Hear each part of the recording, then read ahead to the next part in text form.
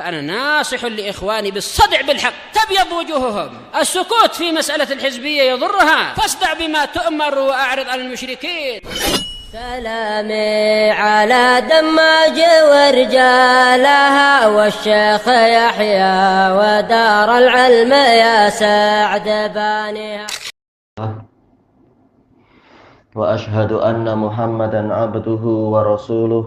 اللهم صل على محمد عبدك ورسولك وعلى آله وأصحابه أجمعين. أما بعد. قال الإمام ابن كثير رحمه الله تعالى وقال الحافظ أبو بكر ابن مردawai في تفسير هذه الآية. Al-Hafidh Abu Bakar ibnu Mardawai dalam tafsir ayat ini, mudah-mudahan suatu saat tafsirnya sampai ke kita dengan lengkap. Haddatsana Ismail ibnu Ali ibni Ismail qala haddatsana Al-Hasan ibnu Ulay ibni Syabib qala haddatsani Ahmad ibnu Abdullah ibni Al-Hasan qala wajadtu fi kitabi abi, saya mendapati di buku ayah saya, haddatsana Abdul Malik ibnul Arzami an Atha an Jabir qala ba'atsa Rasulullah sallallahu alaihi wasallam sariyatan kuntu fiha. Atha bin Jabir radhiyallahu an, Rasulullah sallallahu alaihi wasallam mengirimkan suatu pasukan yang mana saya ada di dalamnya. Fa asabatna zulmatun falam na'rifil qiblah, lalu kami mengalami suatu kegelapan sehingga kami tidak mengenali kiblat. Faqalat ta'ifatun minna qad arafna al-qiblah wa hiya hahuna qibalas samak.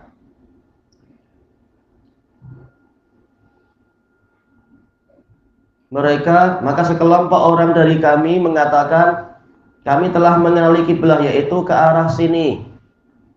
As-samak yaitu apa? Yaitu arah yang lurus di hadapan kita ini. Fasallu wa khattu khututan. Kemudian mereka sholat dan mereka membuat sebuah garis untuk nanti dipastikan setelah cuacanya terang. Falamma asbahu wa tala'atis syams, manakala mereka masuk di waktu pagi dan matahari telah terbit, asbahat tilkal khututu li ghairil qiblah, ternyata garis-garis tadi itu ke arah yang bukan kiblat. Falamma qafalna min safarina, manakala kami pulang dari safar kami, sa'alna nabiyya sallallahu alaihi wasallam fasakat, kami bertanya kepada Nabi sallallahu alaihi wasallam tentang peristiwa itu, namun beliau diam. Fa wa anzalallahu ta'ala walillahil masyriqu wal maghrib fa aina ma tuwallu fasamma wajhullah. Turun ayat ini, yaitu salatnya sah karena ke arah manapun di situ ada ittijahullah, ada kiblatnya Allah. Summa rawahu min hadisi Muhammad bin Ubaidillah al-Arzami an Atha an Jabir bihi. Taib, ana tadi salah bicara ya tadi ya. Yaitu apa? Atha an Jabir, ya sahabatnya adalah Jabir. Wa qala Daruqutni quri'a ala Abdullah bin Abdul Aziz wa ana asma' haddatsakum Dawud bin Amr qala haddatsana Muhammad bin Yazid al-Wasiti an Muhammad bin Salim an Atha an Jabir qala kunna ma'a Rasulillah sallallahu alaihi wasallam fi masir. Ini jalur yang lain untuk menguatkan yang tadi. Kami pernah menyertai Rasulullah sallallahu alaihi wasallam di sebuah perjalanan, fa asabana ghaim, kemudian kami tertimpa mendung yang gelap. Fatahayyarna, kemudian kami pun mengalami kebingungan. Fakhtalafna fil qiblah, lalu kami berselisih tentang arah kiblat. Fasalla kullun minna ala hidah, Lalu masing-masing dari kami sholat ke suatu arah, ala hidah, ke suatu arah. Masing-masing menjalankan hasil ijtihadnya sendiri-sendiri, tidak saling memaksa. Karena keadaan sama-sama gelap.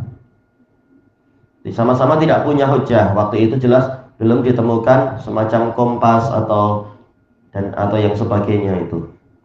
Wa ja'ala ahaduna yakhutu baina yadaihi lina'lama amkinatana. Mulailah salah seorang dari kami membuat garis di hadapannya agar kami mengetahui tempat-tempat kami. Wa dzakarna dzalika lin-nabiy sallallahu alaihi wasallam. Fa dzakarna. Kemudian kami menceritakan itu kepada Nabi sallallahu alaihi wasallam. Sama cetakan yang lain demikian? Ataukah ada yang terhapus? Kalau dicetakan anak macam ini. Falam ya'murna bil i'adah, seakan-akan ada yang hilang. Kemudian Rasulullah SAW tidak memerintahkan kami untuk mengulang kembali. Apakah tadi keliru? Untuk riwayat yang ini, maksudnya sahabat keliru, karena untuk cetakan anak ini seakan-akan ada yang hilang, langsung melompat. Oh alam, untuk cetakan-cetakan yang lain. Wa qala qad ajza'at sholatukum. Rasulullah bersabda, salat kalian telah sah. Summa qala Daruqutni kadza qala. Kemudian Daruqutni mengatakan demikianlah, si rawi mengatakan an Muhammad bin Salim. Wa qala ghairuh, sementara yang lain selain Muhammad bin Yazid meriwayatkannya adalah an Muhammad bin Ubaidillah al-Arzami, sebagaimana yang diriwayatkan oleh Ibnu Mardawai tadi. An Atha wa huma dhaifan, dan dua-duanya adalah lemah, yaitu Muhammad bin Ubaidillah al-Arzami, demikian pula Muhammad bin Salim, sama-sama lemah. Baik, tapi apakah kelemahannya itu berat? Wallahu a'lam. Zahirnya adalah boleh saling menguatkan, sama-sama meriwayatkan ke Atha. Kemudian kata beliau, summa rawahu Ibnu Mardawai aidan min hadisil kalbi. Kemudian Ibnu Mardawai juga meriwayatkan dari hadis Al-Kalbi. An Abi Saleh an Ibni Abbas anna Rasulullah sallallahu alaihi wasallam ba'atha sariyatan fa akhadathum dhababah. Bahwasanya Rasulullah SAW mengirimkan suatu pasukan, kemudian mereka mengalami dhababah. Dhababah semacam kabus, kalau orang Indonesia bilang kabut. Falam yahtadu ilal qiblah, sehingga mereka tidak mendapatkan petunjuk arah kiblat. Di Damaj pernah ada case macam itu, tapi tidak terlampau parah. Memang pandangan ke depan jadi susah sekali. Adapun kalau kabus itu tentunya dia sebenarnya adalah semacam embun, biasanya ya, embun yang sangat tebal. Sementara kalau yang di Yaman, dhababah itu dia adalah abu yang biasanya datang dibawa oleh angin dari jalur Jeddah. Jeddah kalau mau masuk ke Yaman melewati gurun pasir, sehingga sampai ke Yaman dalam keadaan membawa abu banyak sekali, membawa debu banyak sekali. Kenapa? Semacam jerbu. Baik. Cuma biasanya kalau jerbu yang di sini dia polanya adalah dari hasil pembakaran, biasanya asap ya. Intinya memang partikel yang halus yang menghalangi pandangan, walaupun bahannya lain-lain. Tapi di Yaman itu sangat bermanfaat karena rata-rata inab, yaitu anggur, justru mendapatkan kebaikan lewat itu, lewat penyerbukan semacam pendembungaan lewat itu sebagiannya. Baik. Walaupun ada kerugian juga, orang batuk-batuk dan sebagainya. Kemudian fa shallau li ghairil qiblah, kemudian mereka salat ke arah yang bukan kiblat. Tsummastabana lahum ba'da tulu'isy syams. Kemudian menjadi jelas untuk mereka kesalahan tadi setelah terbitnya matahari. Mungkin apa waktunya agak lama sampai masuk malam, malam juga tidak jelas bintang-bintang sampai pagi lagi. Falamma ja'u ila Rasulillah sallallahu alaihi wasallam haddatsu. Manakala mereka datang kepada Rasulullah sallallahu alaihi wasallam, mereka menceritakan itu pada beliau. Fa anzalallahu azza wa jalla hadhil ayah. Maka Allah azza wa jalla menurunkan ayat ini, walillahil masyriqu wal maghrib fa aynama tuwallu fasamma wajhullah. Kata Imam Ibnu Katsir, wa hadhil asanid fiha dha'af. Sanad-sanad ini di dalamnya ada kelemahan, wala allahu yashuddu ba'daha ba'dha. Boleh jadi sebagiannya menguatkan sebagian yang lain. Iya, boleh saling menguatkan. Karena dulu dibahas dalam kitab yang lain dengan apa? Pembahasan sanad yang banyak sekali, kesimpulannya boleh saling menguatkan. Disebutkan dalam catatan kaki di sini, menukilkan dari Az-Zailai rahimahullah, setelah menyebutkan jalur-jalur hadis Jabir dan melemahkannya, menukilkan dari Al-Baihaqi mengatakan, secara keseluruhan kami tidak mengetahui hadis ini memiliki sanad yang sahih. Kenapa? Karena Asim bin Ubaidillah bin Umar al-Umari, demikian pula Muhammad bin Ubaidillah al-Arzami, begitu pula Muhammad ibnu Salim, semuanya adalah orang-orang yang lemah. Sementara sanad menuju ke Ubaidillah al-Arzami tidak jelas, karena di dalamnya ada wijadah, yaitu apa? Wajadtu min kitabi abi fi kitabi abi. Saya dapatkan dalam buku ayah saya. Kalau itu dipastikan buku ayahnya, maka boleh untuk diriwayatkan kalau terjaga. Baik, selesai sampai di sini ucapan Al-Baihaqi. Kemudian beliau juga menukilkan, yaitu si muhaqqiqnya menukilkan ucapan Ibnul Qattan. Dohirnya penukilannya dari Az-Zailai juga rahimahullah. Dalam kitab beliau, Muhammad bin Ubaidillah al-Arzami, demikian pula Muhammad bin Salim, semua dua-duanya lemah. Baik. Dan kedua riwayat mereka ini adalah dua hadis yang berselisih, yang mereka meriwayatkannya dari Jabir. Yang pertama yaitu apa? Diriwayatkan bahwasanya di dalamnya ada Rasulullah SAW. Sementara yang lain adalah yaitu suatu ekspedisi, yaitu pasukan yang dikirimkan oleh Rasulullah. Penyakit yang satu itu bukan penyakit pada riwayat yang lain. Kemudian Ibnul Qattan Al-Fasi mengatakan Abu Muhammad Abdul Haq, yaitu Al-Ishbili rahimahullah, keliru ketika menjadikan ini sebagai satu hadis.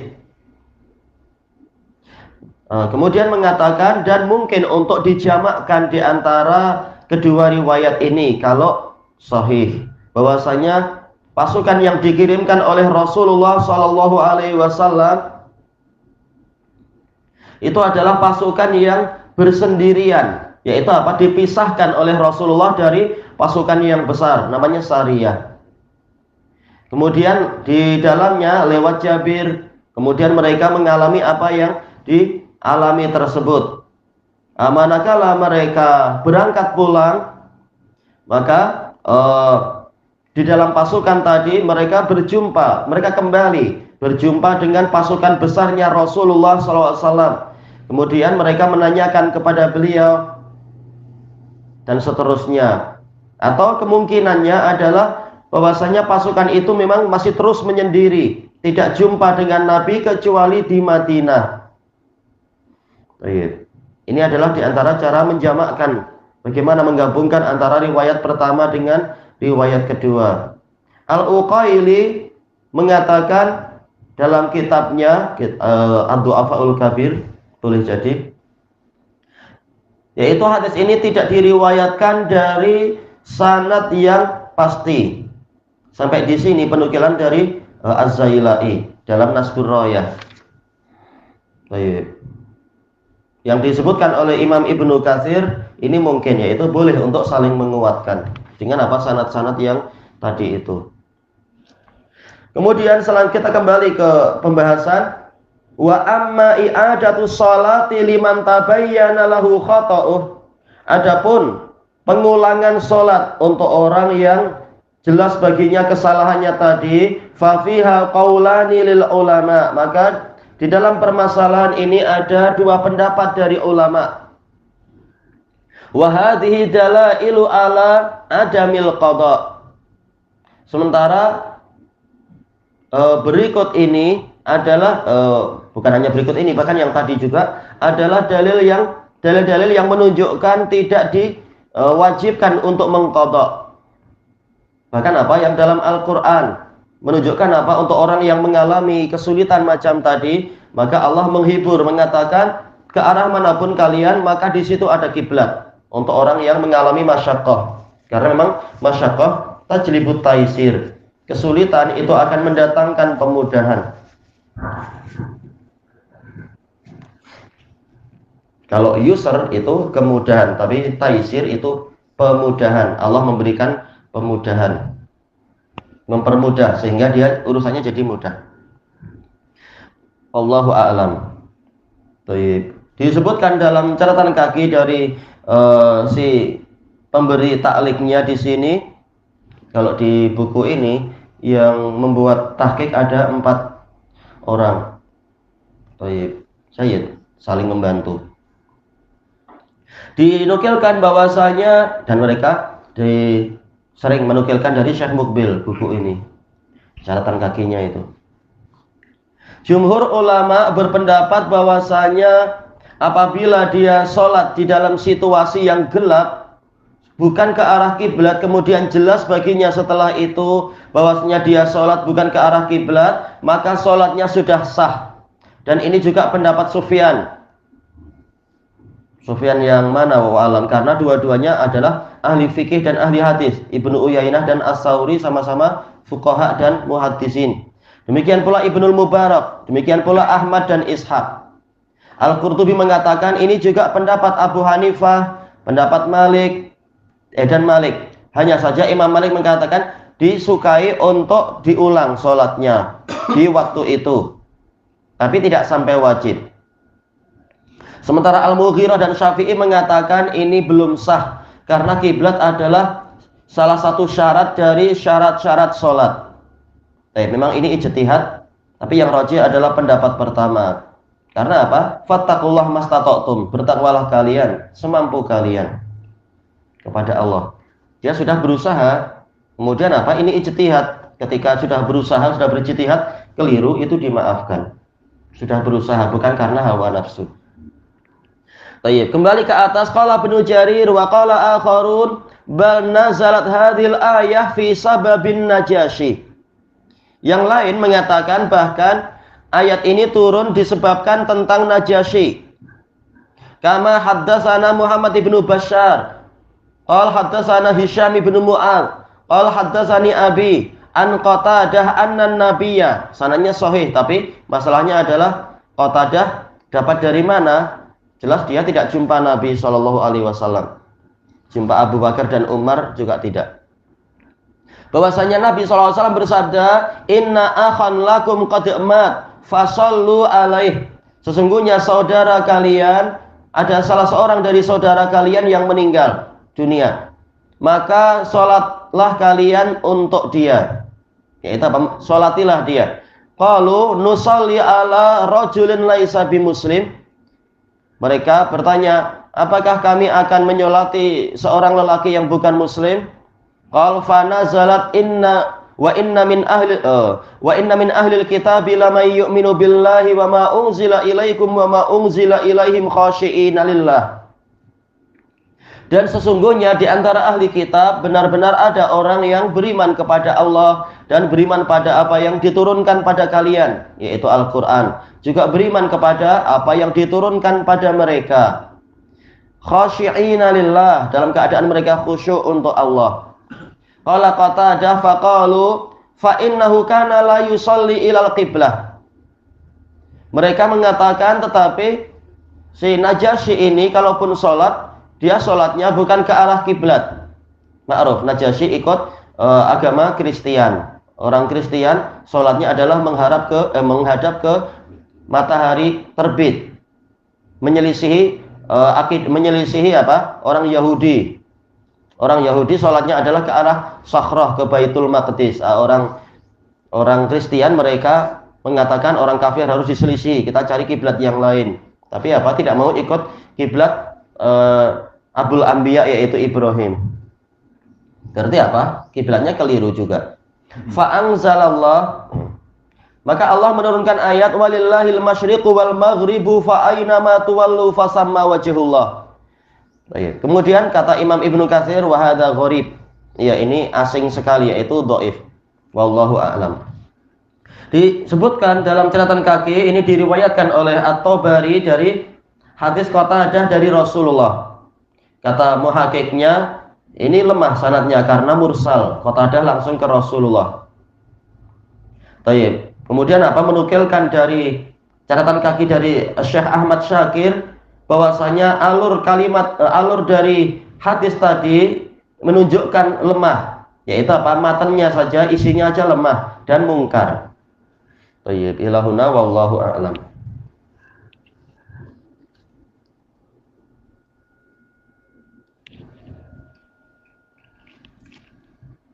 Yang pertama tadi pasal tidak diwajibkan mengqadha solat tadi. Ya, tidak diwajibkan mengqadha solat untuk orang yang sudah berusaha mencari kiblat namun keliru. Kembalinya seperti yang disebutkan oleh Imam As-Sa'di, ini ayat ini berlaku untuk beberapa case. Yang pertama adalah yang disebutkan tadi, orang yang sholat wajib namun keliru kiblatnya karena mengalami kegelapan dan sebagainya dan sudah berusaha. Dan juga berlaku untuk sholat sunnah di atas kendaraan. Boleh untuk menghadap menghala ke manapun sesuai dengan arah kendaraannya, tak perlu pening. Terutama kalau jalannya belok-belok macam ini. Pening kita kalau harus selalu mencari kiblat. Dan juga ada beberapa keadaan.